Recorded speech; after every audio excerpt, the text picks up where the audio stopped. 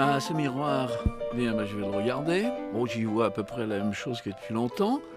Des touffes de paille en guise de sourcils, un menton en bec de canot, un teint de homard sous la bise. C'est Paul Guth qui écrivait ça en 1950, quand il m'avait interviewé pour la première fois de ma vie, que je rentrais d'un long voyage en canoë. Voilà, si on ajoute une belle paire de moustaches plus britanniques que gauloises, c'est ma tête, ça fait une gueule. Plus britannique que gauloise, les moustaches, parce que les Britanniques sont monarchistes, Oh, je ne sais pas si ça a quelque chose à voir là-dedans, mais comme vous. enfin, oui, disons, bon, si vous voulez que j'ai la moustache monarchiste, il faudra tant mieux. Jean Raspail, vous êtes d'abord écrivain, Hmm. aussi ethnologue. Vous avez été journaliste, vous l'êtes à l'occasion. Monarchiste, on l'a déjà dit 2 fois. Un peu moraliste quand même, hein. Vous en donnez pas mal de leçons. Vous êtes ou étiez un aventurier, car vous avez fait un certain nombre d'expéditions, de missions qui vous ont conduit dans le monde entier. Maintenant, sont, j'ai l'impression, plutôt les salons parisiens qui sont vos terres d'aventure. Et vous vous intéressez beaucoup aux civilisations, celles qui sont en train de mourir, en train de naître, etc. Alors, cher monsieur, est-ce que la France est une civilisation en train de mourir, Jean Raspail? Alors attendez, d'abord, permettez un tout petit rectificatif sur ce que vous venez de dire, cher Daniel. Je ne suis pas ethnologue. J'ai beaucoup voyagé, je me suis intéressé à des tas de civilisations en voie de disparition, mais comme ça, plutôt en amateur, en écrivain, pas en ethnologue, je ne le suis pas. Et deuxièmement, si vous connaissiez bien le milieu parisien, vous verriez que je ne fréquente pas tellement les salons. Au contraire, les salons m'assomment pas mal, hein. Voilà, alors maintenant, on va revenir à la civilisation française.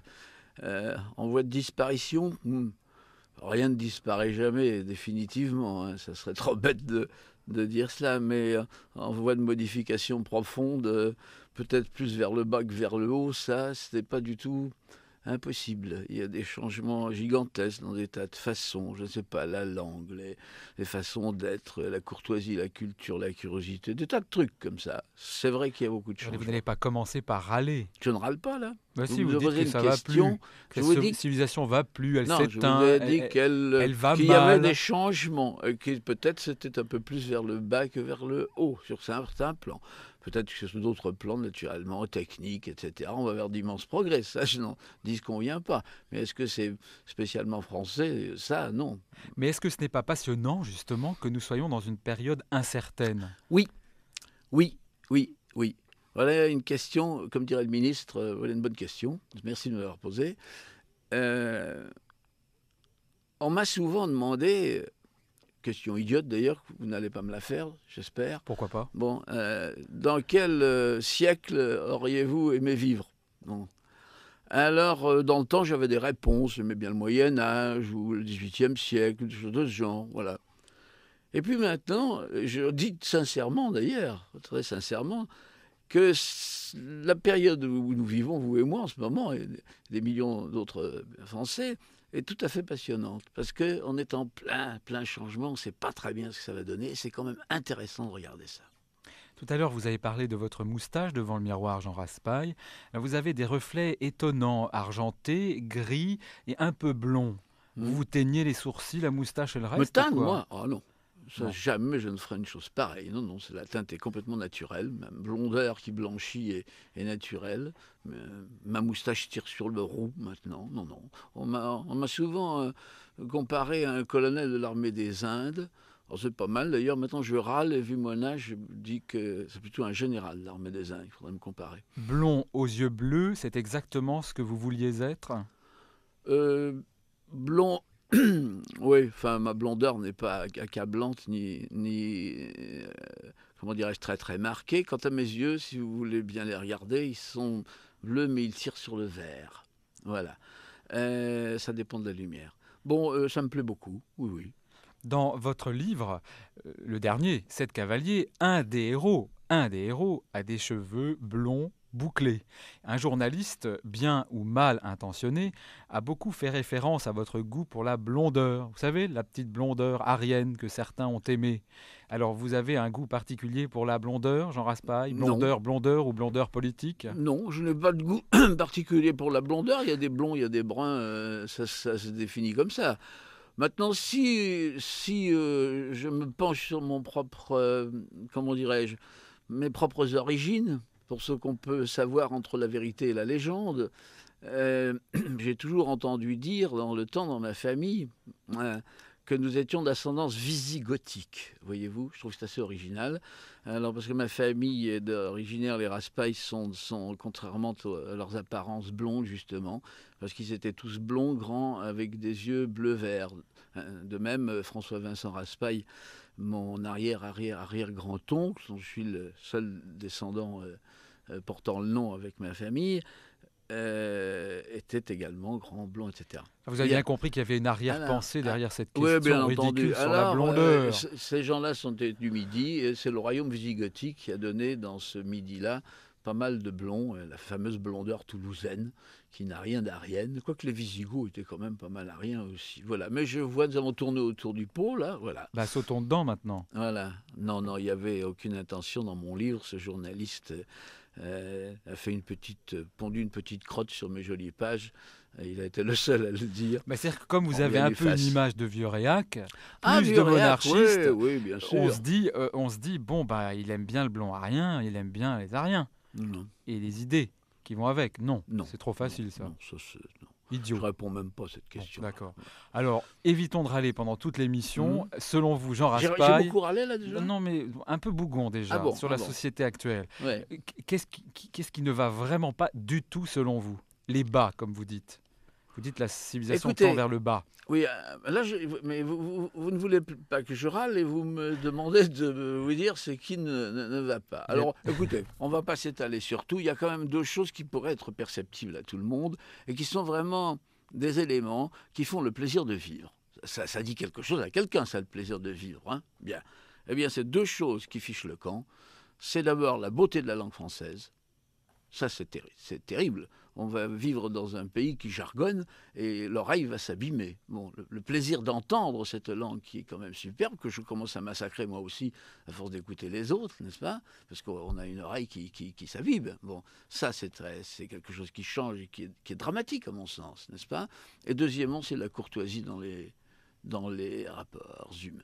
Voilà. Ce sont deux choses qui étaient typiquement françaises. Mais vous ne croyez pas que vous dites ça parce que vous avez un petit peu vieilli ? Et qu'on ne parle plus maintenant la langue que vous châtiez lorsque vous aviez 30 ans. Non, je ne parle pas. Mais non, Daniel, je ne parle pas une langue qui est particulièrement châtiée. J'ai beaucoup de tics de langage. J'essaie d'en éviter certains, n'est-ce pas ? Mais j'ai quand même un certain nombre de types de langage. Je suis un homme de mon temps. Bon, bien. Mais, vous voyez, je viens de dire bon, bien. Vous voyez, voilà un tic de langage classique. C'est vachement pas bête, ça. Oui, c'est dégueulasse. Eh bien, il y a quand même la langue doit évoluer, certes, mais elle doit évoluer avec sa musique et le sens des mots. Bien entendu qu'il faut faire intervenir certains mots nouveaux quand on n'en dispose pas. Mais quand on en dispose, autant se servir de ceux qui ont servi à cette merveilleuse chose qu'est la langue française. Voilà. Eussions-nous pu écouter un homme qui trouve aussi que tout fout le camp ? Je me demande s'il ne s'est pas inspiré de vous en écrivant sa chanson. Mouloudji. Mouloudji, vous ne pensez pas, Jean Raspail, qu'il exagère un peu ou vous êtes totalement d'accord ? Non, il n'exagère pas. Et je pensais à découvrir cette chanson que je connaissais. D'ailleurs, elle n'est pas toute jeune, hein, je pense. Non, mais il le dit, il l'a écrit quand il a commencé à vieillir. Oui, mais qu'il est là pour nous rappeler au sens de l'humour, quand même. Par ça, il n'y a plus de rosière, il faut quand même en convenir. Hein. Pour les fromages, je ne suis pas d'accord. Mais évidemment, il ne faut pas prendre les choses trop au sérieux. Mais c'est toujours comme ça, remarquez. Je sais bien. Chateaubriand disait la même chose, pas comme Mouloudji d'ailleurs, mais dans les mémoires d'outre-tombe, il y a de longs passages de Chateaubriand où il se désespère en se prenant la tête entre les mains, en disant « Mon Dieu, les jeunes ne sont plus ce qu'ils étaient, où est la courtoisie, etc. » Et quand on connaît la courtoisie des jeunes gens du temps de Chateaubriand, qui employaient des subjonctifs et qui disaient « Madame à leur mère, est-ce que c'est simplement pas, c'est pas parce que Chateaubriand vieillissait qu'il disait ça ? Peut-être, je ne sais pas. Honnêtement, j'ai dû penser ça assez tôt. Alors moi je ne sais pas, je vois les jeunes d'aujourd'hui, je les vois aimer autant Madonna que Beethoven, je les vois pleurer en allant voir des films qui sont romantiques, où il y a des sentiments que vous aimez, où il y a l'honneur, où il y a l'amour, où il y a l'amitié. Ça leur plaît beaucoup ce genre de film. Mais ça leur plaît, vous dites ça avec mépris. Non, pas du tout. Ah bon ? Ah non, j'aimerais bien que... Oui, parce que quand je vais voir les films qu'ils aiment ou qu'on aime... J'ai, comment dirais-je, 68 ans très récemment, et très souvent, je regarde autour de moi, je suis le doyen de la salle de cinéma, quasiment, de l'assistance, n'est-ce pas? Alors revenons à la jeunesse parce que c'est quand même elle qui est importante. Oui. Est-ce qu'elle est si décadente que ça? Est-ce Est-ce qu'elle que est j'ai si dit ça? idiote que ça? Non mais c'est aussi un peu ce qu'il dit dans la chanson Mouloudji, la drogue, le sexe et puis plus rien à côté. Et puis on a tendance à dire ça hein, ici ou là. Ah bah les jeunes c'est n'importe quoi justement, il n'y a plus de courtoisie, ils savent pas ce qu'ils veulent faire, ils aiment pas travailler. Est-ce que c'est pas un peu exagéré quand même tout ça? Et être exagérément pessimiste, Jean D'abord, j'ai Raspail. jamais écrit ce genre de choses. La jeunesse est extrêmement difficile à juger. D'abord parce que c'est un état, je vais être sérieux 2 secondes là, mais c'est un état transitoire. C'est quelque chose de très fugace. Donc, tout en accordant de l'importance, n'est-ce pas, à ce que pense la jeunesse, à ce qu'aime la jeunesse, à ce qu'elle dit, à la façon dont elle se comporte, etc., il ne faut pas, comment dirais-je, en tirer des conséquences trop noires ou au contraire trop roses, n'est-ce pas? Parce que c'est un état transitoire et que, bon, après 25 ans, on pense un peu différemment. Donc, on ne peut pas juger l'avenir d'un pays et d'une population par ce que pense actuellement ou les goûts de la jeunesse. Bon, la jeunesse a toujours été emportée par des mouvements collectifs. C'est un peu d'ailleurs à peu près la seule chose que je puisse lui reprocher, c'est que c'est un état où on est pris par les modes, les tabous de pensée, les automatismes, etc. Mais ça, ce Voilà. n'est pas vrai pour la période actuelle. On reproche justement aux jeunes de ne plus livrer aucun combat et de se laisser aller. Que c'est la bof-bof Je génération. n'ai pas tellement cette impression-là, parce que, comment dirais-je, il faut quand même qu'ils se battent, hein, il faut lutter pour arriver maintenant. Ça n'a pas Mais l'air ce sont si simple. Moi, sont des luttes individuelles, j'aime plus mieux. collectives. Comment? Ce sont des luttes Oui, individuelles. peut-être, oui. La jeunesse, oui. Mais est-ce que Oui. vous aimeriez, par exemple, avoir 15-20 ans, entre 15 et 20 ans aujourd'hui? Est-ce que vous Alors seriez heureux que là, je vous les offre, ces et 15-20 ans, ça, je ne sais pas. maintenant? Bon, je serais très content parce que ça me rajeunirait. Bon, mais moi, j'ai eu 15-20 ans, une période qui était tellement exaltante. Je ne dis pas qu'elle était gaie, puisque j'ai eu 15-20 ans pendant la guerre, n'est-ce pas? Mais c'était tellement exaltant qu'on avait comme nourriture intellectuelle, si vous voulez, ou comme réflexion de pensée des événements considérables, gigantesques, n'est-ce pas? Tous les jours, qui n'ont qu'un rapport d'une mouche avec un éléphant, avec ce qui est comment dirais-je, la nourriture de l'information actuellement, vous comprenez? Alors, c'est une période extraordinaire. Alors, je me garde cette jeunesse-là dont j'ai beaucoup de souvenirs. Vous ne dites pas comme certains, il faudrait une bonne petite guerre aux jeunes pour comprendre ce que Non, c'est la vie. non, ça c'est une connerie. Alors. Bah, elle circule, celle-là, hein. Oh, bah, ça a toujours été comme ça. On a toujours raconté cette histoire-là. Moi, j'ai pas fait la guerre. Et de mon, je le regrette d'ailleurs, mais je pense pas que c'était indispensable pour ma formation. Jean Raspail, votre famille était très traditionnaliste, elle était Oui, catholique. Vous oui, avez suivi des cours dans un certain nombre d'institutions religieuse, oui. Oui, religieuses, qui sont souvent séparés de moi d'ailleurs. mais vous auriez pu devenir un nana rebelle, agnostique, et pas du tout. Vous poursuivez un peu l'éducation que vous avez reçue, un petit peu, et vous êtes quand même plutôt conservateur que complètement rebelle, à moins que vous Euh, cachiez bien tout ça derrière vos moustaches. ouais, ah, mes moustaches servent beaucoup, oui. Euh, on a dit, quelquefois, je suis d'accord là-dessus, que j'ai quand même un peu des sensations d'anarchiste de droite, si vous voulez. Mais il y a des tas de choses qui me font bondir et qui ne sont pas d'un conservatisme pur. Là où je suis... D'abord, je ne suis pas conservateur, je suis réactionnaire, vous l'avez bien dit tout à l'heure.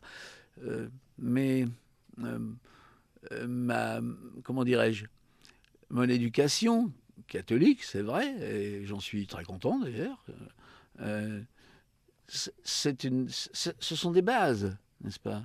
On est le résultat d'un certain nombre de strates qui s'entassent les unes sur les autres. La première est une forte strate catholique, tant mieux, tant mieux. Anarchiste, vous l'êtes un peu, monarchiste, vous l'êtes beaucoup. Ça va ensemble? Ça peut aller ensemble? Ça peut aller ensemble parce que La monarchie n'est pas un système politique. La monarchie n'est pas une idéologie. La monarchie n'est pas comment dirais-je, un ensemble. C'est le dépassement vers le sacré de la fonction de gouverner. Voilà. Mais la monarchie peut s'exprimer d'un certain nombre de façons. Il faut quand même que je vous rappelle, cher Daniel, que vous savez naturellement que nous avons passé 200 ans en République, mais le reste du temps en monarchie, que plus de la moitié des pays qui composent la fameuse Europe, la moitié. Et si vous comptez Luxembourg, vous en avez un petit peu plus, sont en monarchie, dans des formes de monarchie qui sont différentes, où les pouvoirs sont variables. Voilà. Des monarchies quand même plutôt constitutionnelles. Oui, pas certes, vraiment les certes, monarchies certes. que nous avons connues jusqu'à Louis XVI. Certes, certes. Vous écoutez, c'est un prince, un grand prince, un très grand prince pour la jeunesse. Bonjour Jean. Je suis pervers, belliqueux, salaud, lâche, infidèle et égoïste. Sur moi, tu te fais des illusions. Je suis la nature profonde de l'homme, Jean. Je suis donc toi, n'est-ce pas ? Alors, ce n'était pas le prince auquel je pensais, mais il vous dit, et tant pis, la question n'est quand même peut-être pas complètement ridicule, il vous dit un peu, mais vous luttez contre moi, la nature humaine, ce jeune homme, car nous sommes salauds, nous sommes égoïstes, nous sommes lâches, nous sommes tout cela, et vous, vous avez des idées qui sont merveilleuses, ce sont des idées que l'homme soit fait d'honneur, plein d'orgueil, que ce soit des beaux sentiments, vous êtes complètement à côté de la nature humaine, dans ce que vous revendiquez, Jean Raspail. Non ? Je ne crois pas. Je ne crois pas. J'ai vu, vous parliez de cinéma et de jeunesse il y a 5 minutes. Hein. Je me souviens avoir vu le Crabe-Tambour de Schoendorfer il y a déjà quelques années. Hein. Je pense que c'est un film qui a 15 ans, mais qu'on redonne assez régulièrement et qui continue à passer. Et je me souviens de m'être trouvé avec toute une salle de jeunes gens. Et dans ce Crabe-Tambour de Schoendorfer, il y a un certain nombre de sentiments que Schoendorfer illustre toujours, qui sont les sentiments d'honneur, de fidélité, de parole donnée, de patrie, etc. Tout ce que vous aimez. Etc. Bon. Eh bien, la salle était pétrifiée. Ce sont des choses qui vont quand même au cœur de la jeunesse. Quand elle est dans une salle parce noire, que ce sont des belles idées. Oui, mais la réalité humaine, elle n'est pas celle que vous moi, rêvez. Je ne suis pas chargé, je suis romancier, je suis vous pas êtes du idéaliste tout chargé. alors. Mais bien sûr, je ne suis pas chargé. Utopiste. Je n'ai pas du tout envie de décrire la nature humaine, moi. Non. J'ai écrit, dans 7 cavaliers, il y a quand même des tas de choses qui sont décrites et qui ne sont pas très non, la société dont vous parlez au départ n'est pas très belle, mais les cavaliers, c'est une belle idée. Mais partir. On ne sait pas pourquoi, mais partir au service d'eux, ça c'est magnifique. Non mais vous, petit être humain, romancier de 1993, ça ne vous gêne pas d'être un homme comme les autres ? C'est-à-dire d'avoir vos égoïsmes, votre vie, vos problèmes, d'être peut-être lâche dans certains... Vous n'êtes pas un chevalier, vous n'êtes pas un héros, Jean Raspail.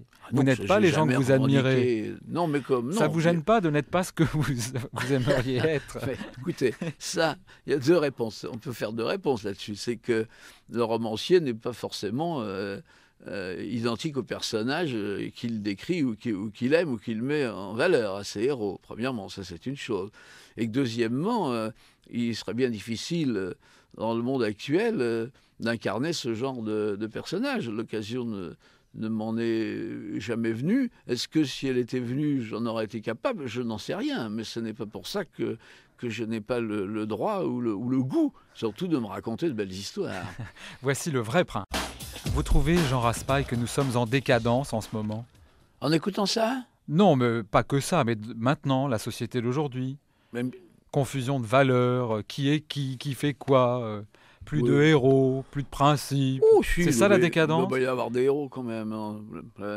Bon, la décadence. Vous me ramenez toujours là-dessus, n'est-ce pas ? Bon. Alors, dans ce genre d'émission, il est quand même assez difficile souvent d'aller au fond des choses. On n'est pas là pour ça. Mais Vous voulez que je vous dise ce que je pense? Il va y avoir 2 sociétés en France, comme d'ailleurs dans la plupart des pays occidentaux.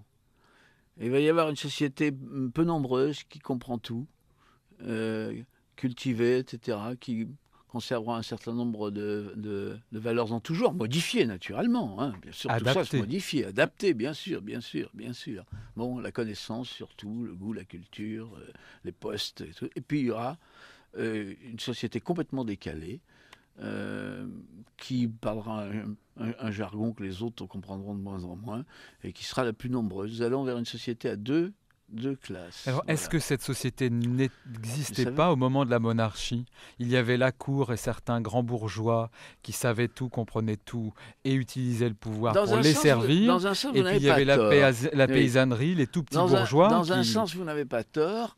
Mais c'est même étrange de penser qu'après 2 siècles d'éducation pour tout le monde et d'égalité, de fraternité et de liberté, on en arrive peu à peu à la même chose, mais avec des motifs beaucoup plus graves et des critiques que l'on peut faire dans la mesure où justement cette société, par tout ce qu'elle avait de révolutionnaire et de généreux à certains moments, va finalement engendrer une situation de ce identiques, genre. mais le résultat n'est Voilà. quand même pas beau. Le résultat n'est pas beau, sinon que vous ne pouvez pas comparer ce qui n'est pas comparable, c'est-à-dire une société en 1785 et une société maintenant. Ça n'est pas possible.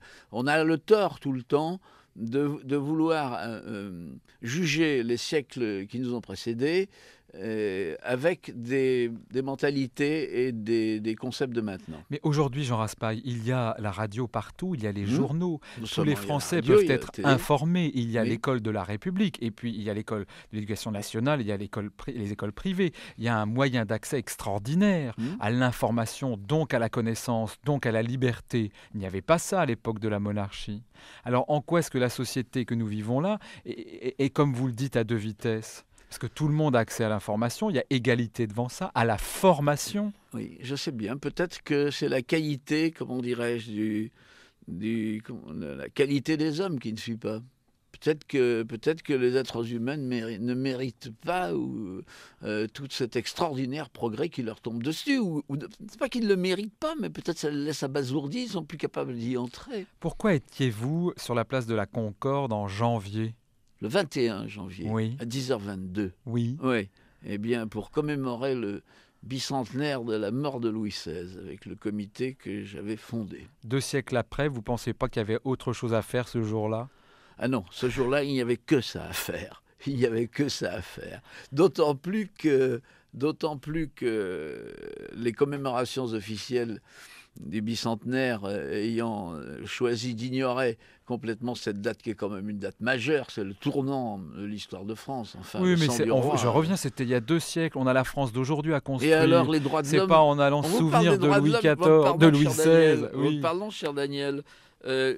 Combien de fois, à votre avis, dans une journée, vous entendez le mot droit de l'homme? Je dirais, moi, 4798 fois à peu près. Hein. Il n'y a pas un homme politique, même tapis, c'est-à-dire de ce mot-là, il n'y a pas un homme politique qui fait une déclaration quelconque sans faire référence aux droits de l'homme. Mais pourquoi pas? Moi, je ne suis pas du tout contre les droits de l'homme. Bon, les droits de l'homme, hein, c'est 1790. Bon, on en a fêté le bicentenaire. Bon, je trouve que le bicentenaire de la mort du roi avait autant d'importance. Quel rapport avec les droits de l'homme? La mort d'un homme. C'est pas la mort d'un homme. C'est la mort de tout un système. C'est la mort du sacré dans le pouvoir. C'est la coupure comment dirais-je, de cette sorte de lien spirituel qui liait le pouvoir au peuple. Mais je ne voudrais pas offusquer nos amis britanniques, mais vous parlez de ce pouvoir divin Je n'ai extraordinaire pas parlé d'un qui pouvoir était divin, lié j'ai parlé d'un lien à Louis XIV, divin. mais Élisabeth II, en dehors de ses problèmes avec Diana, quel pouvoir divin? Puis-je avoir 1 minute pour raconter une toute petite histoire? Le prince Charles est venu, le prince Charles d'Angleterre, est venu, je ne sais pas s'il y a 2 ou 3 ans en France. Il avait été interviewé à 7/7 par Madame Anne Sinclair, qui était visiblement très, très contente de le recevoir. Bon. Et à un moment, il lui pose la même question et elle lui dit, écoutez, monseigneur, vous ne trouvez pas que la royauté en 1990, ça tient debout? Et il lui a dit, Madame, Je dois vous rappeler qu'il y a quelque chose de sacré dans le principe royal. Alors moi j'étais dans mon fauteuil, je me suis levé, j'ai dit merci monseigneur. Il avait tout dit. Elle était convaincue de la réponse? En tout cas, elle ne l'a pas critiqué. Jean Raspail, nous allons vous faire plaisir. Nous allons écouter maintenant un tout petit extrait du Kyrie de la messe du sacre de Louis XVI. Le sacre de Louis XVI eut lieu le 10 mai 1774. C'est un extrait d'une œuvre composée par François Giroux. Puis nous allons consacrer encore quelques passages musicaux ou autres à Louis XVI. Jean Raspail, vous avez 2 rois dans votre vie. Louis XVI, on n'en parle plus. Et un autre, il a été roi quelques jours seulement, un sacré mégalo, un plouc du Périgord, devenu, après un grand voyage à travers l'Atlantique, roi de Patagonie. Alors vous êtes allé un roi en de tragédie, Patagonie, Louis XVI, et un roi de fantaisie, Antoine de Tounasse. Alors oui. vous y êtes allé, parce que vous avez fait Ah plusieurs oui. expéditions. En Oui, 1950 oui, c'est ça. vous êtes allé là-bas. Oui. Et puis alors après ça, je ne sais pas ce qui vous avez écrit un livre qui a été couronné. Vous avez planté le drapeau sur une île anglo-saxonne, un caillou. Oui, vous êtes très renseigné, etc. oui, les mains inquiets, oui. Mais alors pourquoi cet amour pour cette terre lointaine? Et puis, en fait, votre respect total pour ce type qui est un avoué, qui a quitté la France et puis qui, tout d'un coup, s'est dit je vais devenir roi, quoi. Oui, c'est quand même l'histoire de Kipling, l'homme qui voulait devenir roi. C'est un thème littéraire. Et ce qui est étonnant, c'est que cet homme, Tounasse, a voulu ce dépassement de lui-même et illustrer ce thème littéraire qu'il ne connaissait pas d'ailleurs. Il est parti comme ça en disant « je vais être roi ». Il faut quand même savoir que quand il est parti en 1860, il était tout seul, ses copains l'avaient lâché. Il s'était fait faire un bel uniforme avant de partir de roi, n'est-ce pas? Il avait fait fabriquer 3 drapeaux, il avait choisi les couleurs lui-même, bleu, blanc, vert. Il avait fait une constitution, il avait emporté des exemplaires imprimés. Puis après, il avait le fait faire des bateau et le Chili, l'Argentine. des décorations. Ouais. Après, il est parti Chili, en Argentine, il était allé voir les Indiens qui commençaient à être en guerre avec les Chiliens et les Argentins. Les Indiens de Patagonie, c'est dans le sud, n'est-ce pas, d'Amérique latine. Et il est arrivé, et comme il avait quand même un culot monstre, et surtout il était mégalo, il a dit je suis votre roi. Et pendant quelques semaines, les Indiens l'ont suivi, l'ont cru. Et il a nommé un gouvernement. Il y avait un ministre des Postes, il n'y avait pas de poste. Il y avait un ministre des Finances, il n'y avait pas de finances, etc. C'était dans sa tête, mais il a concrétisé ce rêve. Alors, est-ce que c'est le type de héros que vous aimez? Parce que ce sont aussi des mégalos très dangereux, ces gens-là. Ce que j'ai beaucoup aimé dans Antoine de Tounasse, c'est que c'est une sorte de héros. Il est à la fois, il est tragicomique. Il est comique par ses prétentions et tragique par son destin, puisqu'il a été arrêté, trahi. On lui a fait un procès, il est mort dans la misère, etc. Et c'est aussi cette majesté de dérision, quelque chose d'extraordinaire, parce que l'homme est grand en lui-même, il est le roi en lui-même. Antoine de Tounasse, le roi de Patagonie, superbe, mais tout le monde se fout de lui. Tout le monde se sert de lui, s'amuse de lui. Quand il est rentré en France, on l'a pris pour un bouffon. Voilà. Mais vous auriez, et ça c'est ce que vous avez raté en fait dans votre vie, vous n'avez pas trouvé le petit territoire pour devenir roi. Oh, je n'ai pas cherché, ça, je ne suis pas mégalo. Contrairement aux autres. Mais en même temps, avoir son petit royaume à soi, impliquer ses règles, installer les choses, c'est ça ou conquérir. Vous aimez l'idée de conquête. Dans l'idée de conquête, oui, il y a bien que nous soyons dans un siècle où il n'y a plus de conquête possible. C'est peut-être pour ça que ça tourne si mal. Ça fait quelques morts, les conquêtes, non? Oui, le tout fait des morts. Hein. Hélas. Vous nous souhaitez une bonne petite conquête, alors? Non.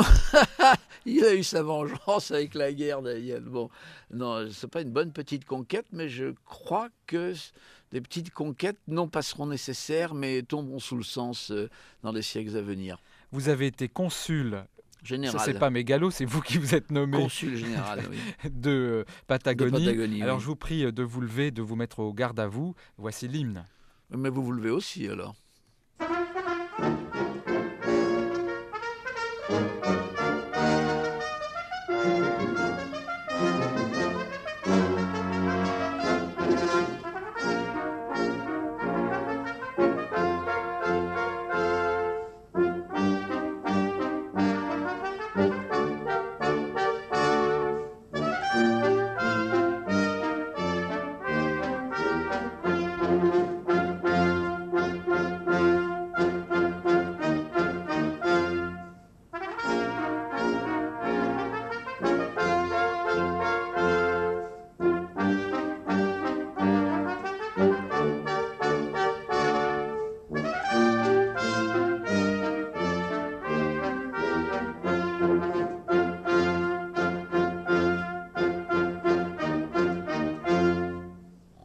Voilà, c'est vraiment une très jolie musique. Je signale que vous êtes vraiment levé dans Oui, le vous studio.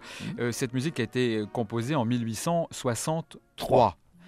Alors tout ça c'est terminé, on oublie les rois que vous avez aimés. Nous avons un roi en France extraordinaire, le président Mitterrand. Et on parle beaucoup du principe monarchique qu'aurait le président Mitterrand. Moi, je n'ai rien vu de tout ça. Il n'y a absolument rien de sacré dans la personne du président Mitterrand. Donc, pour moi, il n'y a pas du tout de principe monarchique. Hier, Henri Tachant nous disait j'écris mes petites chansons d'abord pour moi, pour crier pour moi, pour marquer un moment de ma vie, etc. Vous, un livre, c'est plus long à écrire, mais est-ce que c'est la même idée? Vous écrivez pour vous, vous avez à travers tous ces héros dont vous parlez, toutes ces terres, etc. Vous avez quand même une forme d'engagement permanent, une volonté de changer les choses, etc. Oui, il y a une constante. Mais j'écris pour moi aussi. Il faut évidemment tenir compte quand même des lecteurs. Quand on a un groupe de lecteurs important, on ne peut pas leur servir n'importe quelle pitance. Ils seraient très étonnés, n'est-ce pas? Et j'ai pas envie de servir de pitance de toute façon. Et je n'écris que quand je suis sous-tendu par une idée. Je ne saurais pas faire de livres inutiles. C'est peut-être de l'orgueil, de l'ambition, une certaine vanité, comme vous voulez, mais livre inutile, non. Elle est très très belle. Vous l'écoutez? Bonjour Jean. Tu es un aventurier, tu as de l'expérience, du charme et de l'argent. J'ai envie d'être ta nouvelle aventure. Je suis jeune, naïve, volontaire et belle. Quand est-ce que tu me montres ta collection de soldats de plomb, Jean? Est-ce que tu me montres la collection de soldats de plomb? Oui. Ouais, c'est vrai que j'ai une collection de soldats de plomb. Pour l'argent, elle exagère un peu, cette jeune personne. Mais une des dernières aventures possibles, pour vous, ça pourrait être ça? Partir avec une jeune femme? Non. Non, non. Non, non, il y a un âge pour tout. Et je n'ai pas beaucoup... je ne veux pas me juger aussi là-dessus. Hein. On aurait tendance à juger à tort et à travers. Mais je n'aime pas beaucoup ces messieurs d'un âge certain ou d'un certain âge qui refont théoriquement leur existence avec de toutes jeunes personnes. Esthétiquement, ça ne me plaît pas. Elle a raison quand elle parle des soldats de plomb qui sont chez vous. Oui, bien entendu qu'elle a raison. Oui, Vous êtes un collectionneur. je suis un collectionneur de bien d'autres Alors choses aussi. vous faites votre guéguerre sur votre moquette à Neuilly. Non, c'est dans une vitrine, mais quand je nettoie mes soldats de plomb une fois tous les 2 ou 3 ans, parce que c'est très long, alors en effet, là, je les installe sur le plancher, par terre, et ça fait de gigantesques dioramas superbes. Et vous vous prenez pour un chef belliqueux. J'ai Un petit roi. Non, je ne me prends pas pour ça, mais j'ai quand même un petit côté un peu juvénile dans tout ce que je suis et tout ce que je fais. Anou, il disait, je vais vous dire ce que vous êtes, Raspail, ça veut qu'à... Il me disait ça il y a une dizaine d'années, vous êtes un enfant. Pourquoi pas? Lorsque vous avez commencé à voyager en 1950, il y avait encore des terres inconnues. Maintenant, en 1993, il y a des satellites. Il n'y a pas un mètre carré qu'on ne puisse observer. Oui. Alors, l'aventure, elle n'est plus là. Et, Il y a d'autres aventures. Nous avons reçu la semaine dernière un astrophysicien. Pour lui, l'espace est une aventure. Il y a des médecins dans le domaine des gènes, la biologie, c'est une autre aventure. Est-ce que ce sont des domaines d'aventure qui vous intéressent ou vous, c'est vraiment marcher et marcher sur des territoires inconnus? c'est-à-dire que moi, j'ai mené ce genre d'aventure après la guerre, quand ça existait encore, n'est-ce pas? Et c'est vrai qu'il y avait des pointillés sur la carte, sur les cartes de terre de feu, par exemple, toutes les îles étaient en pointillés. Et vous avez fait remarquer que les satellites suppriment tous les pointillés, on sait tout maintenant. Alors il est certain que l'aventure est ailleurs, vous venez de le citer. Mais ce n'est pas ma curiosité à moi. Je ne suis pas, un scientifique. En plus, l'espace est quand même une aventure collective. C'est pas quelque chose qui est véritablement personnel. Alors vous êtes un aventurier, mais sans aventure possible maintenant. Plus de femmes, pas par les femmes, plus d'espace, plus de marche, plus de territoire. Quel type d'aventure pouvez-vous encore vivre, selon vous? Vous avez schématisé un peu vite quand même. Il nous reste peu de temps. C'est pour ça. Oui. Plus de femmes, j'ai la mienne. Non, mais je parle de nouvelles aventures, ouais, nouvelles conquêtes. Ouais. Qu'est-ce qui est possible pour vous encore maintenant? Maintenant, Écrire, c'en est peut-être une encore, écrire, non? et puis l'aventure est intérieure, et même, vous savez, quand on voyage, on transporte son univers avec soi. Moi, je retourne en Patagonie, au détroit de Magellan, au mois de février. C'est une aventure pour moi, de nouveau. L'aventure, c'est dans la tête. Hein. Dans votre tête, il y a beaucoup de moulins à vent. Il Pas y en mal, avait oui. aussi dans celle de Brel que nous devons écouter. Jacques Brel, La Quête, Jean Raspail. Il n'y a pas 3 chansons comme ça dans le monde contemporain. Extraordinaire. Et puis c'est Don Quichotte aussi. C'est Brel, mais c'est Don Quichotte. Don Quichotte, c'est vraiment l'anti-héros éternel. C'est superbe. C'est un rêveur, Oui. comme vous, comme Tachant hier, qui nous a parlé si bien de Brel.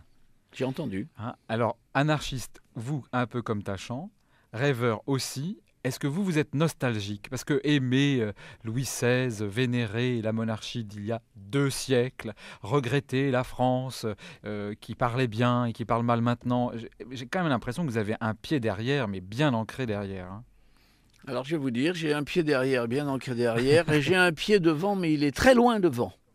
Parce que j'ai Et vous quand marchez même... comment dans tout ça? Eh bien, je me débrouille. J'ai quand même écrit un certain nombre de livres où, comment dirais-je, j'anticipe. On me les a d'ailleurs assez reprochés, bien que les choses se passent presque comme je les ai écrites. Pas nostalgique alors? Non.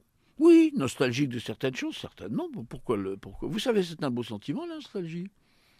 Nous avons commencé cette émission en parlant de civilisation, de la nôtre et d'autres. Quelle civilisation de l'histoire auriez-vous aimé voir naître? Je sais pas, la civilisation Maya, le début de la pharaonie en Égypte, le début de la monarchie en France, de la naissance du royaume de France. Je crois que j'aurais bien aimé voir naître le royaume de Jérusalem, moi. Voyez-vous? Voilà. Première croisade, deuxième croisade, constitution du royaume de Jérusalem, ils sont 3000, et ils créent un royaume qui a tenu pendant près de 3 siècles. Ça, j'aurais aimé, oui. C'est pas possible. Non. Mais vous pouvez faire un premier roman autour de ça, non? Un prochain roman, pardon, premier, c'est déjà fait. Oui, bien sûr. Vous écrivez là où En ce moment, vous non. claquez le fric que vous gagnez? Permettez que je me repose un peu. Il faut recharger les batteries, vous savez. Les petites cellules grises, ça s'use. Jean Raspail, voici pour vous, c'est peut-être le début du prochain roman, je ne sais pas, une page blanche avec j'allais dire un marqueur, mais j'ai eu peur de me faire un petit peu engueuler. Pourquoi alors, un marqueur? Parce que c'est anglais. Q-U-E-U-R. Ah d'accord. Un marqueur, du verbe marquer, pas de problème. Hein. Une plume moderne. Alors qu'écrivez-vous sur la page blanche? On a souvent tort d'avoir eu raison trop tôt. Vous nous la redites? On a souvent tort d'avoir eu raison trop tôt. C'est de vous? Pas tout à fait, c'est une constante que j'ai remise en forme. Merci Jean Raspail.